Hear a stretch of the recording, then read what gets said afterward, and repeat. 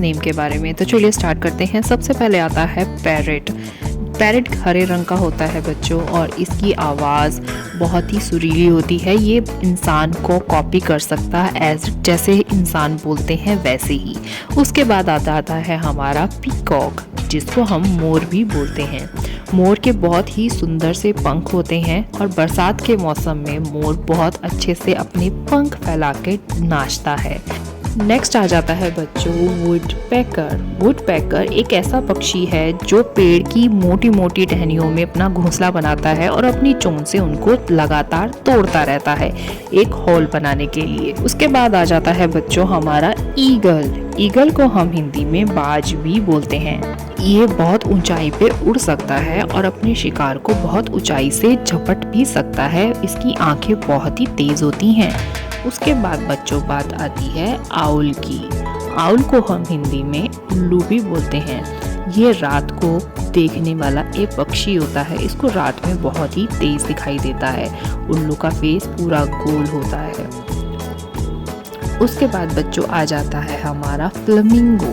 Flamingo एक ऐसा पक्षी है जो पिंक कलर में आपको दिखाई देगा। इसकी लंबी लंबी टांगे होती हैं और ये बहुत दूर तक का सफ़र तय कर सकता है झुंड में रहकर।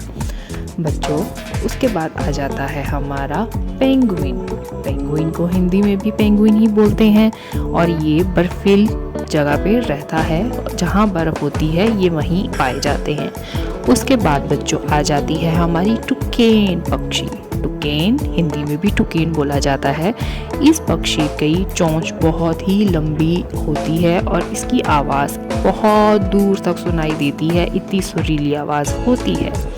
उसके बाद बच्चों आ जाता है हमारा स्वैन, जिसको हम हिंदी में हंस भी बोलते हैं। हंस सफ़ेद रंग का होता है। ये पक्षी भी होता है और पानी में खूब अच्छे से तैर भी सकता है। उसके बाद बच्चों आ जाता है किंगफिशर। किंगफिशर को किलकिल्ला भी बोला जाता है। इसकी भी चोंच लंबी होती है। ये अपने शिकार को पानी के नीचे से भी दबोच लेता है। उससे पहले चैनल पे न्यू हो तो सब्सक्राइब कर दो।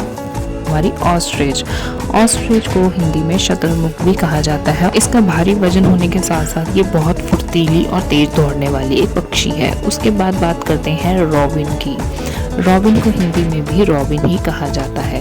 इसका फेस ऑरेंज कलर का होता है बच्चों, और ये बहुत ही फुर्तीला और तेज दिमाग का पक्षी है। बहुत ऊंचाई तक उड़ सकते हैं। उसके बाद आता है बच्चे ह्यूमन बर्ड, जिसको हम गुंजन पक्षी भी बोलते हैं। ये चलते चलते उड़ते उड़ते भी फूलों का रस चूस सकते हैं।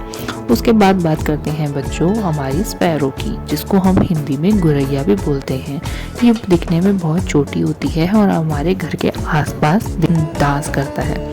उसके बाद बच्चों बात आती है मकाओ तोते की। मकाओ तोते को भी हिंदी में मकाओ कहते हैं। ये 4 से 5 फुट तक लंबा हो सकता है। इसकी पूंछ बहुत लंबी होती है बच्चों। उसके बाद बात करते हैं क्रो की, जिसको कौवा भी बोला जाता है। कौवा आमतौर पर हमारे घर के आसपास ही देखने को मिल जाता है और काले रंग में होता है बच्चों। उसके बाद बात करते हैं बैट की, जिसको हम चमगादड़ भी बोलते हैं। बैट आपको पता है पेड़ पर उल्टा लटकती है, सीधा नहीं बैठ सकती बच्चों। उसके बाद बात करते हैं इंडियन रोलर की। इंडियन रोलर देखने में बहुत सुंदर ब्लू और लाइट ब्लू कलर का पक्षी होता है, जिसको हिंदी में नीलकंठ बोलते हैं, और ये छोटे छोटे कीड़े मकोड़ों को खाता है बच्चों। उसके बाद बात करते हैं मैना की। मैना हमारे घर के आसपास दिखती है और बहुत तेज तेज शोर मचाती है। आमतौर पर ये कहीं भी दिखने को